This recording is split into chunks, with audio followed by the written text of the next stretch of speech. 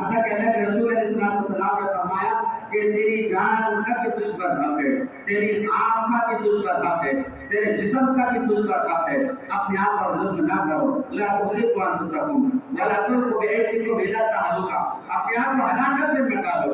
اللہ کے رسول علیہ السلام نے فرمایا کوئی بندہ کسی گھر میں ایسے چھت پر ہوئے جس کو واٹر منیر نہ ہو اور اگر وہ اوپر سے گر کر مر جائے، اللہ اس کے رسول کا وہ ذمہ نہیں ہے۔ جب تمہیں پتا ہے کہ اوپر سے گر سکتے ہیں اور گرنے کا خدشہ ہے تو پھر وہاں کیوں سوئے؟ عزیزان ملت اسلامیہ، تو اللہ کے رسول علیہ السلام نے ہمیں حق دیا ہے۔ اب دنیا کے اندر ظاہر سی بات ہے، بندہ جب رہے گا تو یہاں پر تصادم ہوگا۔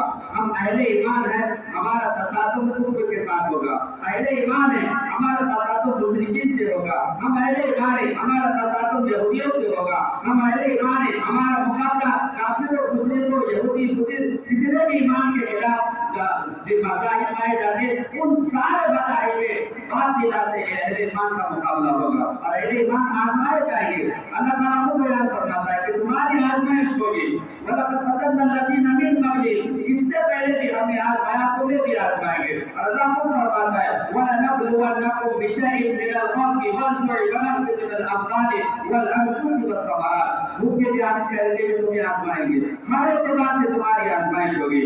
عزیزان ملت اسلامیہ، اللہ تبارک و تعالیٰ نے ایک ایمان والے کو، ہر انسان کو جو زندگی دی ہے وہ ماں کے پیٹ سے لے کر جب اس میں روح روکی جاتی ہے اور پھر وہاں سے لے کر اس کی آخری سال تک یہ زندگی کا جو سفر ہے، یہ سفر کے اندر انسان کو یہ ساری چیزیں حاصل کرنی ہے، ورنہ پھر وہ عالم ہے ماں کے پیٹ میں اگر ہو وہ بھی ایک عالم ہے، وہاں کی کوئی کچھ نہیں ہے۔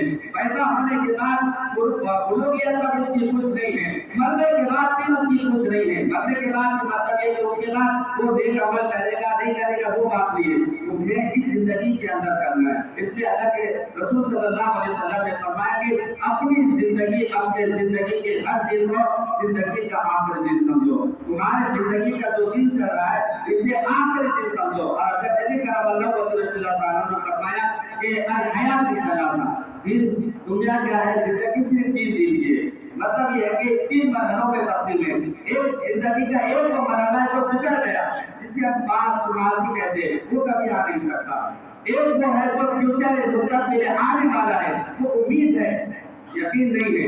کوئی کہہ سکتا ہے کہ میں اتنے سال کے بعد نہیں مانوں گا، کوئی کہہ سکتا ہے جمعہ پڑھا سب تک زندہ رہوں گا، کوئی نہیں کہہ سکتا، چونکہ یہ ایک مستقبل، ایک صرف امید ہے۔